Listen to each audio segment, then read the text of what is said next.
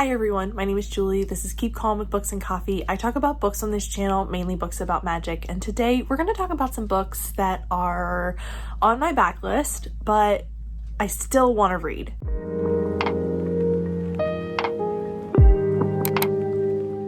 Hello everyone. So recently I have been thinking about some books that have been sitting on my backlist TBR, but they're not books that I have ever prioritized or really made an important pickup for me, or maybe I'm a little nervous about.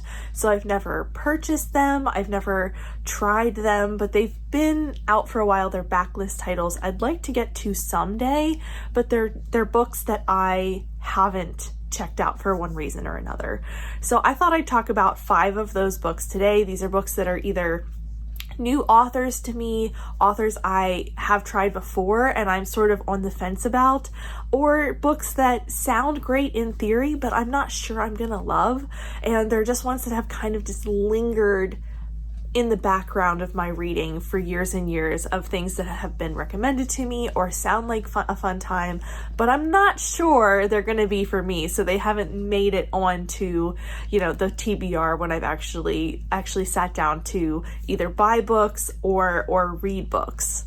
So the book that inspired this video was a book that I was talking about with a family member who recommended it to me and said she absolutely loved it. And I had heard of this book and I have never taken it on, and it is The Invisible Life of Addie LaRue by V.E. Schwab. This is the story of Addie LaRue, who makes a deal in the 1700s, I believe, to live forever but be forgotten by everyone she meets. And this is her travels around the world until she finds a man who does remember her, and the story goes from there. That is my understanding of the description.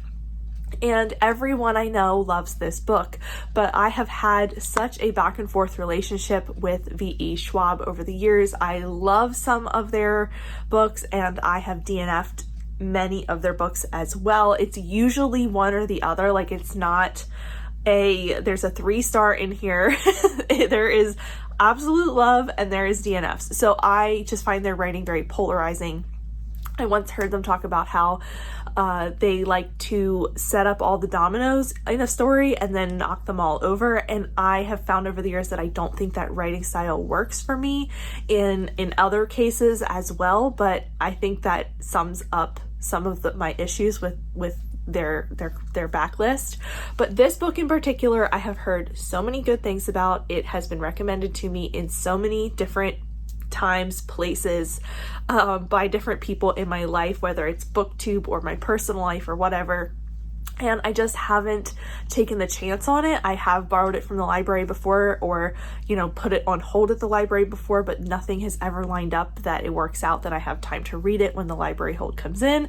So it's just one of those books that sits on my backlist and I'm interested in reading. I'm very curious to see if I would like it because so many people have told me to read it, but I also am very nervous to try it because of my history with the author. So I don't know. This is the one that inspired this video, and it is probably the one that I feel the most stress about trying.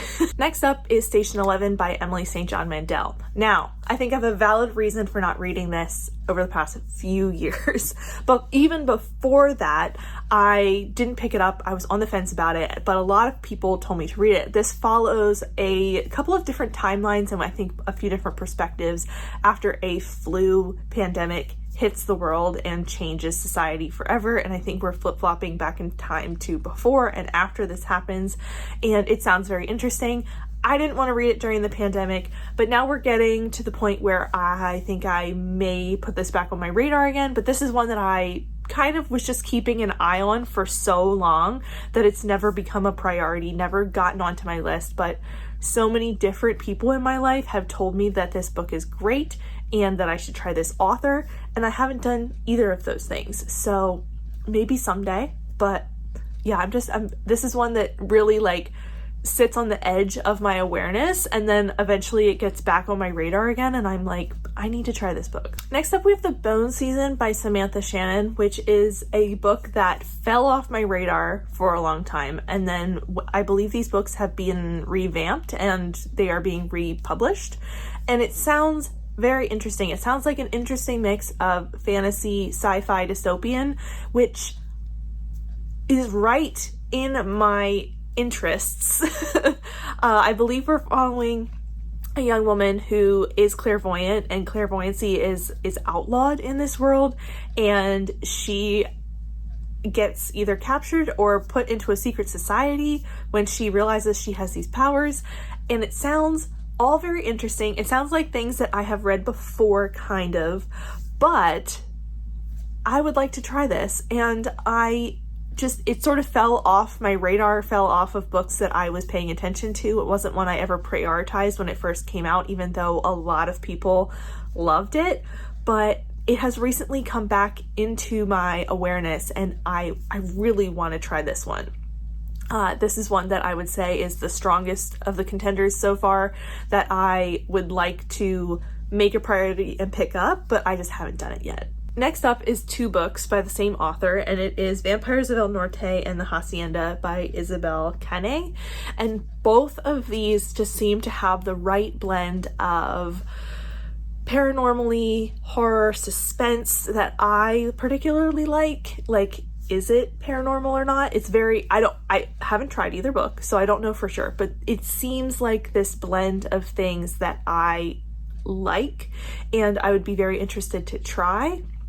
But I have never made these a priority to pick up. I have seen them recommended. A lot of times they come up going into the fall seasons because both the covers feel very like fall, end of summer, and the whole like suspense horror gets themed in the fall.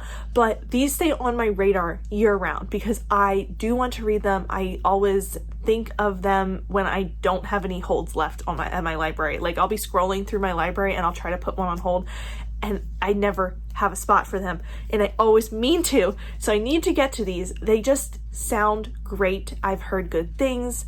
Just something about both of these books really just sticks in my mind and stays with me, but I have never prioritized them, and I need to do it. Then the last series on this list is on this list because it's one that I would like to start, would like to try. Sounds like I would like, but I'm not ready to start it until there is another installment in the series, or there's any real rumors that there is going to be an installment in the series. And if you know anything about fantasy, you know there's like 2 or 3 series like this, and this one is the Gentleman Bastard series by Scott Lynch, also known as The Lies of Locke Lamora. I would love to try this book, but I, in the last couple of years, tried The Name of the Wind, and I enjoyed it, but not enough to read the second book and be caught on a cliffhanger forever. So I decided that I am not going to try this series until there's more possibility that it will actually continue, since there hasn't been an installment published since 2013. And in theory, this series sounds like a good time. It's a story about orphans who are taken in by this tremendous thief, and then I think they have a found family, and there is drama and intrigue and betrayal and all of those fantasy things that I would love to read about. But I don't want to get invested and then have no continuation. So this is a book that has always been on my radar, is one that I would really like to try, but I'm not going to for now. This is the only one on the list that I'm like, I could never get to this one. Like, there's a possibility that this one just never becomes a priority because it is like part of that series of books that just, I don't know if it'll continue. And if the series goes nowhere, I will not read it because I don't want to get stuck on a cliffhanger. But that's just me. And it's really hard right now because they just came out with new covers for this series, which are very cool and very up my street and very much ones I want to put my hands on and take home with me. But I have to resist. But those are a handful of books that are on my TBR that I haven't prioritized, but I would like to at some point, that keep staying on my radar despite the fact that I haven't prioritized them. If you have any thoughts or feelings or want to share anything about these books, if you think I need to prioritize any of these right away, please let me know. Or if you think I can cut any of them off the list, if I shouldn't even touch them, please let me know. And if you aren't feeling chatty, leave me a book stack emoji, since we talked about my forever growing TBR. TBR today. Thank you so much for watching, and I will see you next time. Bye!